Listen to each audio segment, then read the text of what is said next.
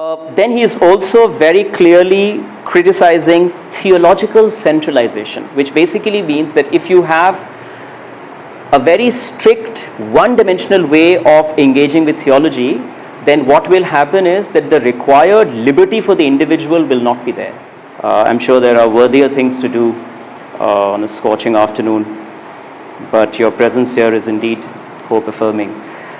I just want to start with a set of disclaimers, right? I want to clarify a couple of things right at the outset so that there is no issue towards the end. So the first disclaimer is that I am not an Iqbal's expert, right? I did a PhD on Iqbal and I enjoyed writing what I wrote, but I'm definitely not somebody who can be considered as an Iqbal scholar, an Iqbal expert. In fact, this is something that I want to most categorically put on record, right? Just to check your expectations in their tracks. I have certainly, because of the requirements of dissertation thesis, I have read stuff by Iqbal and I have read stuff on Iqbal, but my understanding in many ways is a work in progress, right? It is not really, I shouldn't really ever have the final word on Iqbal. So that is disclaimer number one, right? The second disclaimer is that please don't expect me to kind of recite Iqbal's poetry. This is not a poetry recitation. Anyone who's here with that expectation is in for a serious disappointment. I am not going to, in fact, I'm kind of inclined to not talk about Iqbal as a poet, because that is something that is, to my mind, exhausted, all right? So I will not, of course, here and there I might refer to one or two compositions of his, but I'm not going to talk about his poetry. And I would also like to put on record that I'm not aware of Persian as a language, because Iqbal's, predominantly Iqbal's corpus of poetic philosophical reflection is in Persian. My late father tried very hard, but fathers are known for their failures and sons are known for their success. So I ended up not learning Persian. So these are some of the things that I wanted to point out so that we can have a more focused and to the point engagement.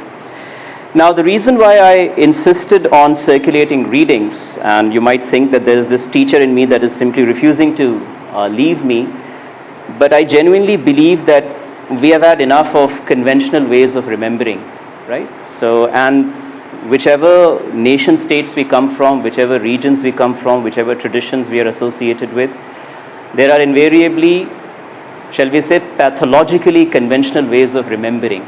So I taught at AMU, and in AMU there is a very disturbing way in which Sir Syed Ahmad Khan is remembered, right?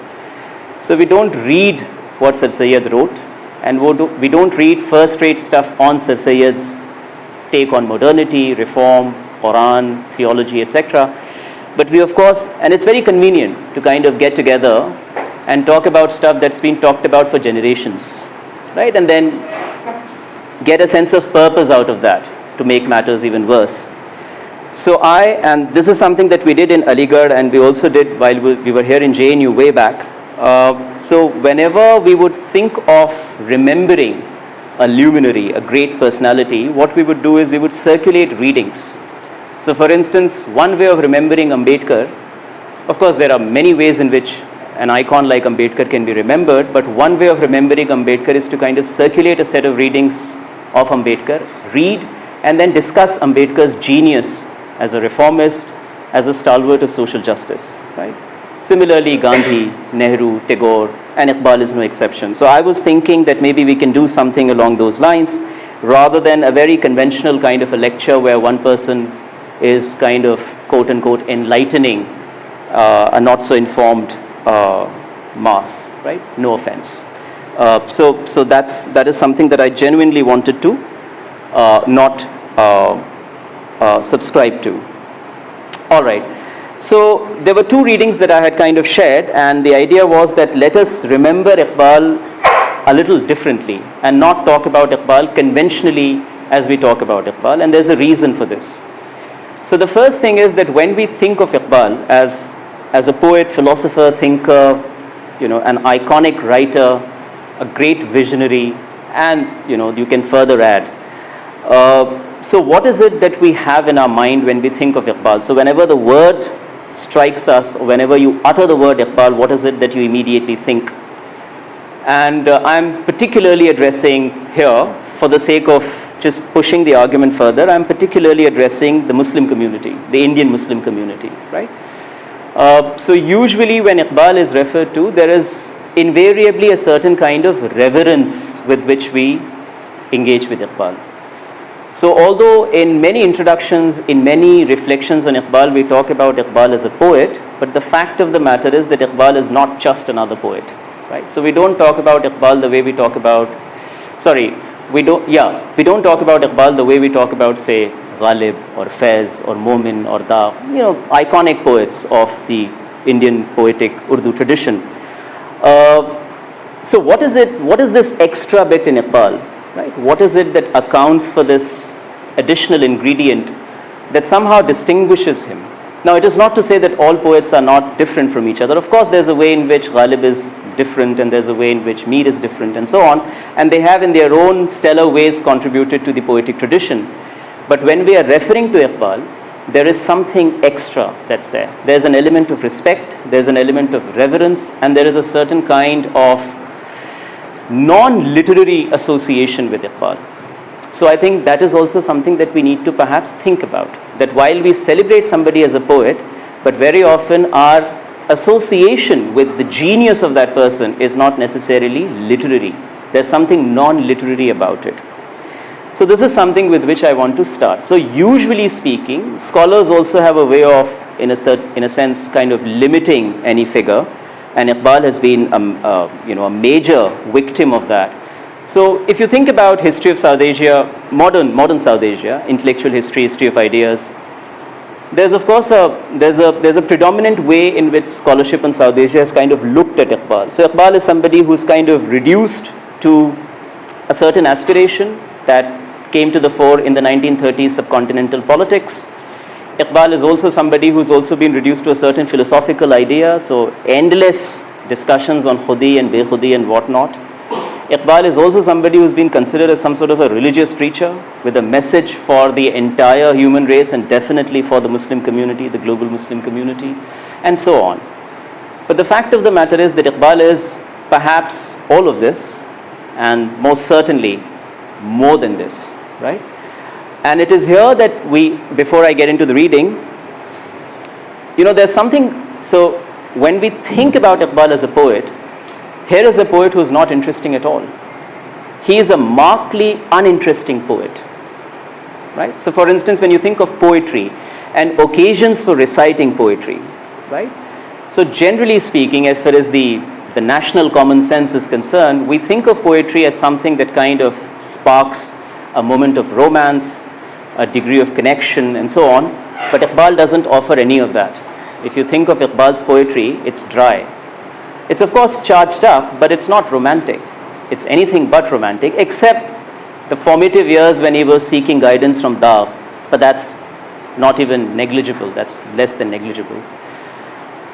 So he's not an interesting poet, unlike Ghalib. So you can actually quote Ghalib off and on and, gain a certain admiration in the circles you are part of. You can quote Mir, you can quote Faiz and be a darling of the masses. But that will never happen in relation to Iqbal. But Iqbal definitely offers other avenues, right? So one thing is that here's a poet who's quite uninteresting. There is hardly any reference to beloved. There is hardly any reference to conventional themes that are there in Urdu poetry. Yet the man has managed to kind of become one of the titans of Urdu poetry, right? In fact, all literary critics working on the legacy of Urdu poetry would agree that if you were to think of the greatest of Urdu poets, Iqbal definitely makes it to the list. Now, in relation to the reverence bit, I'll just give a quick example, and then from there I'll move on to the reading. So, if I may seek recourse to Urdu, because in English we won't be able to kind of convey this. So when you say something about, let's say when you're talking about the poetic genius of Ghalib, so you say, Ghalib ek bahut bada shayar tha, right? You say something about, exactly similar stuff for Momin, for Daag, for Atish, Head, जिसकी भी आप बात करें. But I have not heard in my entire life, and it's been quite a life so far, I have not heard a single person using this phrase, Iqbal बहुत अच्छा शायर था. Usually people say Iqbal बहुत बड़े शायर थे. Right? Now the point is that if this the is to do with poetic genius, then the should be for Mir, Ghalib and for everyone. Right? Why should we reserve this for Iqbal? So again, to come back to this, and I'll perhaps throw some light on this because I worked on this in my thesis, that why this reverence. And sociologically it's a very interesting idea to look at this Muslimness of Iqbal. Right? Why is he not really treated as just another poet? And in fact, I had some interesting exchanges with my father as well. So Iqbal, if you look at Iqbal's face, it's not an Islamic face, right? So when you think of Allama Iqbal, so anyone who hasn't seen Iqbal would think of somebody with a fairly, इसको कहते हैं बरगुज़ीदा बंदा दिखेगा आपको. But Iqbal has this very masculine face, which with a mustache that is quite assertive. And I used to keep I used to actually bother him, my father, if he's sorry for it. So I used to ask him कि भाई ये इकबाल गुनाह सरजद कर रहे हैं या नहीं, क्योंकि ये दाढ़ी मोड़ते हैं अपनी. हाँ, तो इस्लाम में एक स्कूल ऑफ थॉट है जिसमें ये कहा जाता है कि भाई शेव करना जो है ये गलत है. तो मेरे अब्बू आलिम थे, देवबंद से फारिग थे, तो मैं उनको बहुत परेशान करता था कि भाई एक बात बताइए, इकबाल तो कबीरा गुनाह कर रहे हैं. It's a major sin that the man has committed throughout his life. But my father, poor him, never had any answer. But he said कि भाई वो उनका अपना मामला है. तो मैंने कहा ये चीज़ तो आप और लोगों के बारे में भी कह सकते हैं. भाई गली में बहुत से लड़के घूम रहे हैं दाढ़ी मुड़ा के, उनको तो हम लोग कहते हैं कि बेटा दाढ़ी रखो. तो इकबाल के लिए एक लाइसेंस जो है वो हमेशा से, and more importantly the revered scholars of the Islamic tradition in the early 20th century had extraordinary reverence for Iqbal, whether it is Sayyid Sulaiman Nadwi, Allama Shibli, although Shibli did not live that long, but many other scholars, everybody had some extraordinary. In fact, some of the people like Ali Mian Nadwi wrote his biography and translated some of his works into Arabic as well, Maulana Maududi and so on. Anyways, so this is something that was just to kind of keep a certain kind of just to do a bit of landscaping, right? That where am I coming from? Now, there were two pieces, but I think I won't be able to discuss both the pieces because it's going to take quite a bit of time. So I'll just restrict myself to this one reading, which is actually a lecture that Iqbal delivered in 1910 at MAO, which is now Aligarh Muslim University. And this is titled The Muslim Community, a Sociological Study, right? So what I'll do is,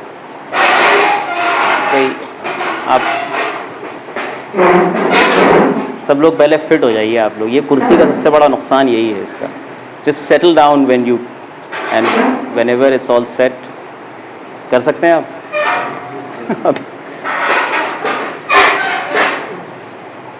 I hope जब इकबाल अलीगढ़ में अपनी बात रख रहे थे तब ये सब नहीं हो रहा था 1910 में. Anyways, so the Muslim community, a sociological study. So what I'll do is, generally as we do in classrooms, I'll just place before you some of the core arguments, and maybe in the light of those arguments we can have some discussion, right? So there is a very instructive opening, there's a very educative opening in this lecture, and as I informed I think Sabah as well, that when you read Iqbal's lectures you find a very different Iqbal, right? And when you read Iqbal's poems you find a very different Iqbal. So this is a very different route to, you are navigating through Iqbal's philosophy and sort of ideas from a very different route. So in the opening itself there's a very instructive statement which is about the pedagogical significance of ruins of bygone nations, right? And this is something that you find in Iqbal's poetry as well. The idea that whatever the bygone is always around in suggestively pedagogical ways, in the sense that there is an educative purpose to the existence of the bygone.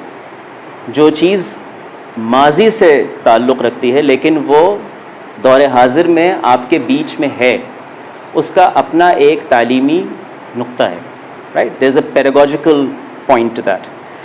Now this is a very important point because Iqbal keeps going back to these ideas in his poetic compositions as well, that past is invariably extremely educative, right? It is very, very important for us. And then once he has kind of provided this very profound opening, he talks about man as a peculiar creature. And man is, you know, when you say Quran के अंदर या बहुत सी अहादीस में भी इसका हवाला मिलता है कि भाई इंसान जो है वो तमाम क्रिएशन के अंदर द बेस्ट पॉसिबल जो मैनिफेस्टेशन है क्रिएशन का वो इंसान है, तो अहसनुल मखलूक़ात है. तो अब इसको बहुत तरीक़े से समझा जा सकता है, but Iqbal has a certain way of looking at man, and man here essentially means human being before feminists run after me. No. So this is a conventional, early 20th century reference. But nonetheless, human being. Why unnecessarily, borrow from Iqbal? So the human being is the best of the creations because of a set of peculiarities. And these peculiarities are not to be found in any other manifestation of creation. Right? So the finest example of the human being, of creation is the human being. And then again, and I will just deviate for a minute. So the most revered of the Quranic chapters, Yasin. So if you look at the commentators' elaboration on the word Yasin, so it does not have any meaning, but there are several commentators who've pointed out that Yasin is basically so the Prophet is addressed, and Yasin is the epitome of the human. So basically the argument being that the Prophet is the most human of all the human beings, and therefore Yasin. So Yasin is basically the human at its zenith, right? The potential, the human potential at the zenith of its possibility, right? So anyway, so human being as a peculiar creation. And why is human being a peculiar creature? Because despite all kinds of ruins that one finds himself or herself in, he or she is invariably busy imagining. So the idea that you can actually imagine and you can have a certain vision amidst all kinds of circumstances that are otherwise not very exciting, right? So this is the peculiarity of the human being, and this is something that is absolutely distinctive about the human being. There are no two opinions about it, that we have this remarkable capacity to think imagine despite circumstances that don't really favor an imagination of that sort. So the pedagogical significance of ruins of bygone nations, and then the peculiarity of man or human being as a manifestation of creation. And through this, Iqbal actually makes a case for what we call resilience. And again, most of us, I'm sure, are aware of Iqbal's poetic compositions. This is something that you will find repeatedly in Iqbal's poetry, the resilience of the human spirit, right? That it invariably bounces back. And there are many philosophers who've written about this, the resilience, the incredibly inspiring resilience that characterizes our existence. Now following that, because in the title itself he talks about it as a sociological study or a sociological reflection, he gets into some kind of a 19th century sociological discourse. And some of us who are aware of this pioneer of sociology, Emile Durkheim. Now Durkheim spoke about society and individual, and one thing that Durkheim repeatedly insisted on was that society is not to be understood merely as a sum of individuals, that the society is more than the collection of the individuals. In other words, what he was trying to point out was, and this is something that echoes in Iqbal's essay, is that a society has a will of its own. A society has its own consciousness. A society has its own purpose. And it is the individual who has to be kind of brought into that society's consciousness, will, purpose. In other words, in the entire conception of Iqbal, there is always a certain centrality of the individual, but this individual is never let loose. The individual is situated within the broader social, moral fabric, or within the broader social, shall we say, collective consciousness, right? So he talks about the individual and society, and he talks about individual as an abstraction, and it is the society that is more important for him. Then when he talks about, and this is where I think he gets into the crux of the matter, so he's talking about what we call the continuous national life of Muslims, right? So when he's looking at the community, the Muslim community, one thing that he is definitely concerned about is not the ongoing, but the upcoming. And it is in this regard that he says, and I think it's a very profound way of putting it, he says the innumerable unborn generations, right? So for instance, when we look at society, what is it that we have in mind? So we basically have in mind a very tangible, empirical understanding of society. So for instance, the existing is what would characterize my understanding of what's around.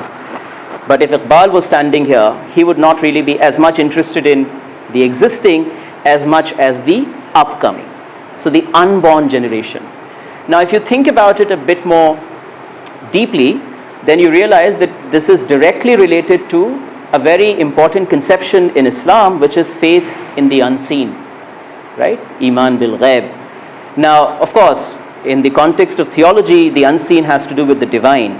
But here Iqbal is basically talking about the divine will that manifests itself through the unborn generations, right?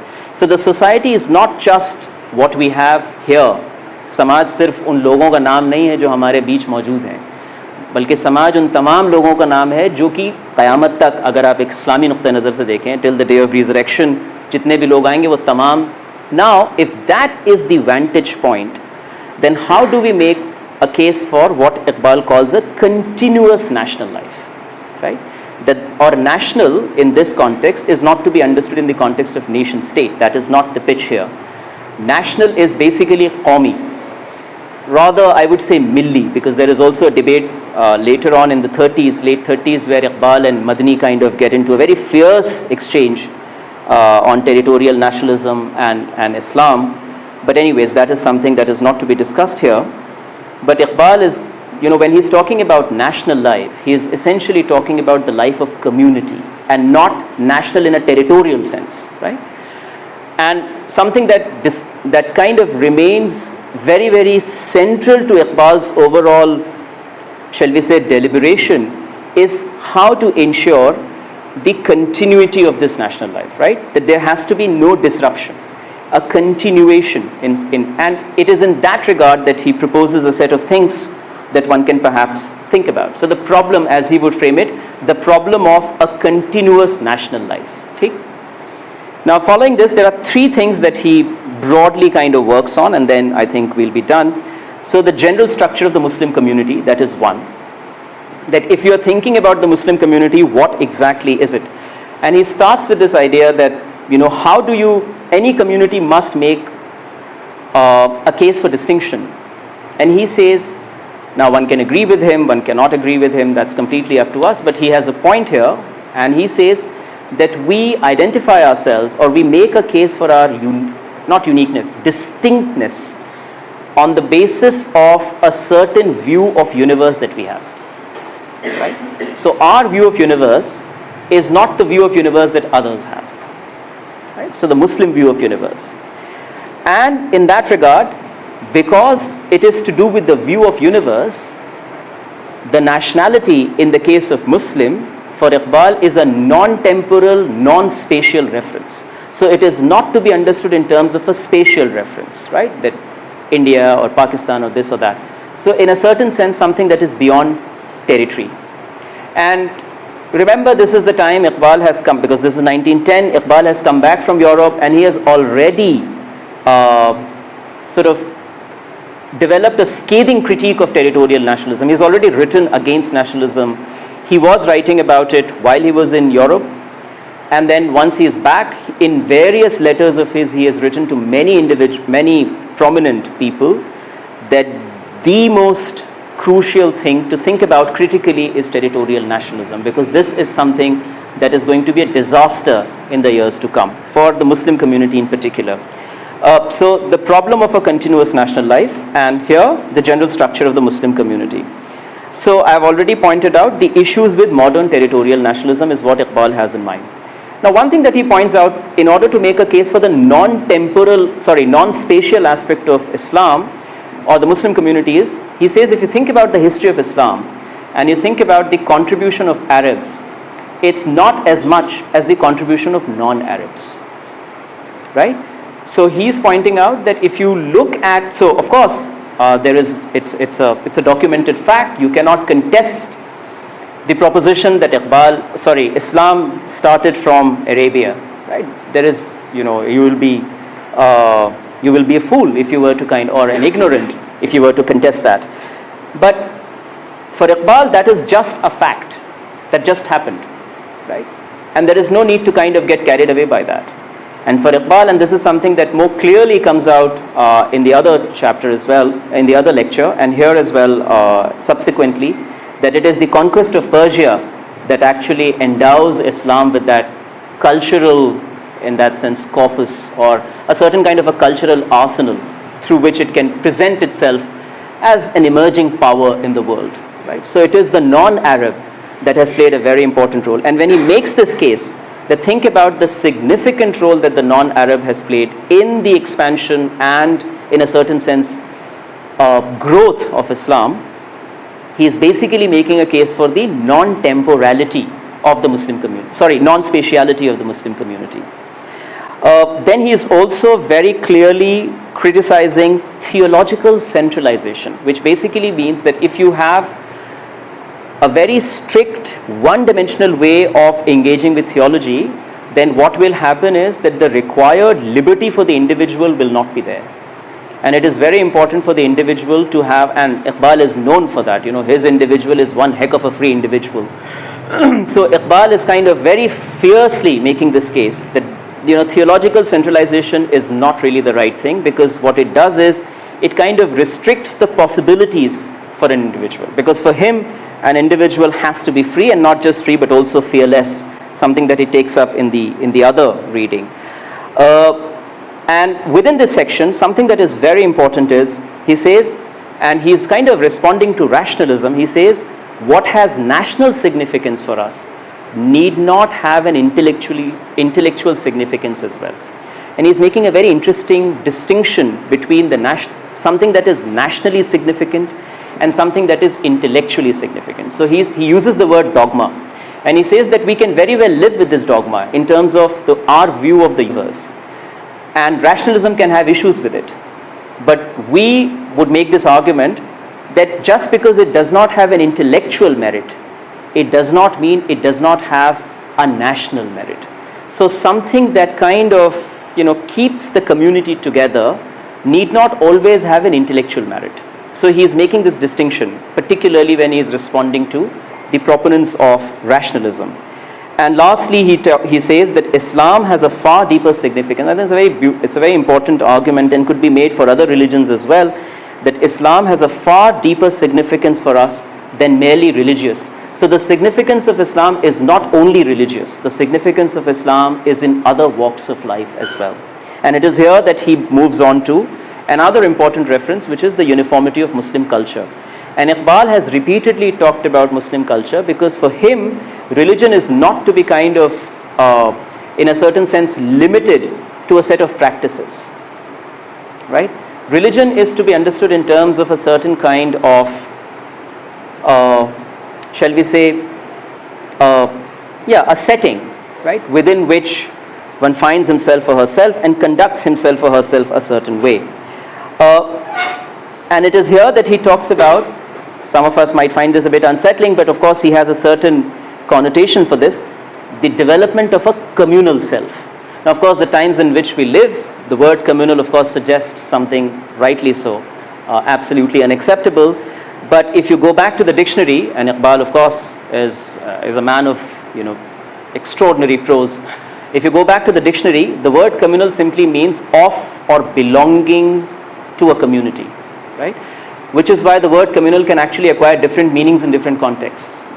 So you can have communal violence, you can have communal dialogue, communal peace, communal riots, all of that. So, and in fact, if you go back to the 1930 address, Iqbal actually talks about what he calls higher communalism. But anyways, that's a different story. So the development of a communal self, which basically implies that you need to have a self which is very much aware of the sense of agency, but it is also kind of fused with the society's consciousness, or let's say the community's consciousness. It's a communal self in that sense, right? And to attain that, the communal self, the individual must undergo a complete transformation. It's again very Durkheimian. So when Durkheim says, the individual is important, so why on earth is the individual important if we are talking about the society? The individual is important because the individual is the site of the society, right?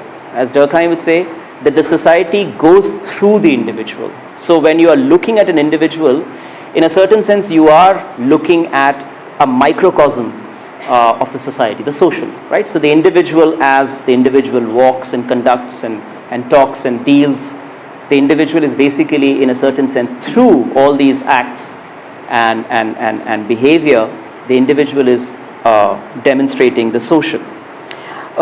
Then the significance of conquest of Persia, I've already spoken about.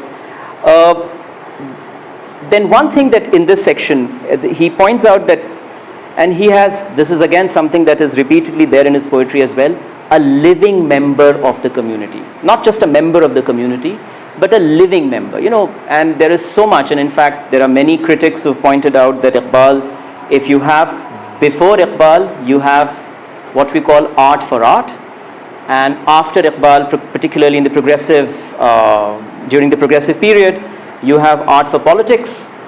In Iqbal, you have art for life. One can disagree with this, but this is just to kind of, think about a certain kind of summarizing. So, and Iqbal has repeatedly talked about what we call the living member, right? So, what does it mean to be alive as an individual, right? What do you do as a result of which you testify or you bear witness to the fact that you're alive and you're not dead, right? So here again Iqbal points out that in order to become a living member of the community, what is it that you should do? What is it that the individual must do? That the individual must have an unconditional belief in the organizing principle of the religion, right? So the idea that there is a certain kind of overarching consciousness that the individual has to embrace, right? And lastly, he talks about what we call a certain type, a certain character, which he calls the Muslim type. And it is here that he is making a case for some sort of a blend where, this is like, and I think there were many scholars who were writing about all this in the 1920s and 30s, and in a slightly different way, Sir Sayyid was also thinking about it, although he was not really as categorical as Iqbal and others were. A certain kind of an education that is kind of a combination of the Western and the religious, the Islamic, right? So it is in this regard that Iqbal quite categorically makes a case for bringing together all the endeavors that were being carried out in the late 19th century, early 20th century. So he's talking about Deoband, he's talking about the Mohammedan Anglo-Oriental College, he's talking about Nadwatul Ulama, and he's saying that these are all scattered works, right, or endeavors. And what we need to do is just kind of bring all of them together and kind of pitch a case for an education which is a combination of modern episteme, sciences, etc., and also very deep-rooted kind of engagement or very deep association with Islamic history, philosophy, etc. And it is here that I was actually reminded of, this is just a detour, but a minute-long detour, I was reminded of a fantastic essay that was written by, not written, but it's a speech that Nehru delivered when, at ITO there's this institution, it's called Indian Council for Cultural Relations, ICCR. So the foundation stone was laid down in 1955 or 51, I don't exactly remember, and Nehru was presiding. So Nehru was asked to speak, and Nehru delivered a fantastic speech there, which was later on, I think Nehru himself might have given this title, What is Culture? And in that, Nehru said something that I think echoes very well with what Iqbal is pointing out in the context of education. And Nehru was basically arguing in relation to the idea of a culture, right? And this was the time when all kinds of not so appropriate narratives around culture were being floated. And Nehru wanted to kind of, question these narratives in their tracks. So Nehru points out that, a great culture is a culture that has the required balance of depth and dynamism, which is to say that it should be deep, it should have its roots, and it should also be dynamic. It should be willing to change. So if it's only dynamic, then it's very problematic. And if it's only about roots, then it's also problematic, right?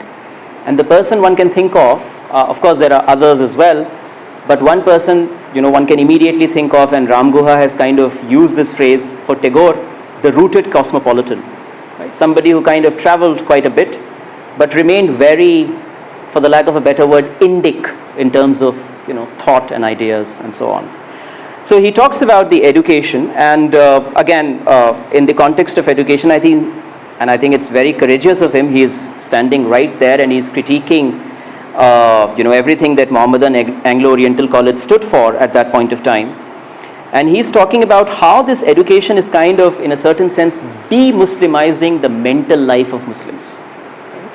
That it is just about exposing people to, and this is a critique that many scholars have offered from different vantage points. Several post-colonial scholars, study scholars have also written about this. That how this education was in itself a certain kind of a project that kind of kept the people of the colony away from their own cultural legacy, right? And in fact, they were convinced, what is even worse, is that they were convinced that there was nothing worthwhile about their legacy, right? They became the interlocutors in the 19th century and early 20th century. And then there is some reflection on women's education, which in absolute terms is horrendously regressive. Let there be no two opinions about it. Iqbal's views on women's education are not acceptable at all, or at least not here, right? In the middle of a university. And it was not just Iqbal, but I think there were many others, particularly the entire horde of the Ashrafs in the late 19th century, starting with Sir Sayyid and all the way till Deputy Nazir Ahmad. You have a range of scholars, writers who are reflecting on women's education from a very didactic position. That literature for women should be didactic. Women should be taught domestic science and whatever, house management and so on. So Iqbal is no exception. So for that, of course, he cannot be offered any concession whatsoever. And lastly, a certain apprehension related to government service, which is also very interesting because and this is something that another a scholar who unfortunately did not live that long, in fact he died before he could defend his PhD, Sayyid Nisar Ahmad, he has written about this in his PhD thesis, which was published posthumously. He worked at New York University with Wallerstein. So he has written about Iqbal and Jinnah, right? And he's reflecting on origins of Muslim consciousness in late colonial India. And he says that if you look at the, shall we say, the gradual disappearance of Iqbal from 1930s onwards, and the emergence of Jinnah as this iconic leader, then what you actually can think about in terms of, again, very interesting systems perspective, he says that it's to do with the occupational shift that's happening. And he says that, and Iqbal, as some of us might know, Iqbal hated service, as such. He even did not want to practice law. The man was one heck of an aristocrat, let's be very clear about it. He wanted a life of, a very relaxed life. And there's nothing wrong with that. I would also want a relaxed life. I'm criticizing him, but I would love to have a life of that sort, where I'm just paid for doing nothing. The JRF scholar life, as we call it. And he was absolutely, he hated his practice, as an advocate, he hated, and there are many letters where he has kind of documented, he's put on paper his grievance, but he definitely did not like government service as well, and his argument is fairly sensible, I would say, because he said that, not everybody can get government service. Let's be very realistic about it. And as several historians of communalism inform us, that till as late as 1937, communalism was primarily around government service. Primarily around economic incentives, and government service is, in fact, it all starts in 1858-59 when the government kind of opens it up for people of the colony, that now you guys can also enter and be associated with us, and the Hindus and the Muslims essentially become rivals in the contestation, as it were. So he points out that we need to kind of explore other opportunities for, and he's kind of reflecting on poverty and scarcity and so on, and he says that we can think about other opportunities that that help us in terms of our economic well-being, but definitely not government service, because government service can only cater to a very, very a minuscule population, and if all of us are running after government service, then we are in for a serious disappointment eventually. So this is predominantly what the Muslim community of sociological study is about. So just to conclude, so this was simply to, of course, it's not even a snippet, let's be very clear. I think if just to make sense of what Iqbal is up to, one needs at least 10, 12 years of serious study, but to kind of put across the board the simple idea that convenient consumption of any luminary is something that we must resist as definitely as members of academic community. But even if we are not members of academic community, even if we are standing outside JNU, I think there is a certain incentive in making this argument that this very flat, easy, consumable narratives that Iqbal is this messenger, shikwa, jawab-e-shikwa, the entire Bala Jibreel reference and Masjid-e-Qurtaba and whatnot. These are very convenient ways of kind of escaping from something that is much more laborious. So reading a 15-page article, which is ridiculously complex, requires a lot of hard work. And I think when you're reading that is when you can ask yourselves whether you're truly somebody who is after knowing about Iqbal, or it is just another calendar gimmick that we all usually are associated with. Thank you.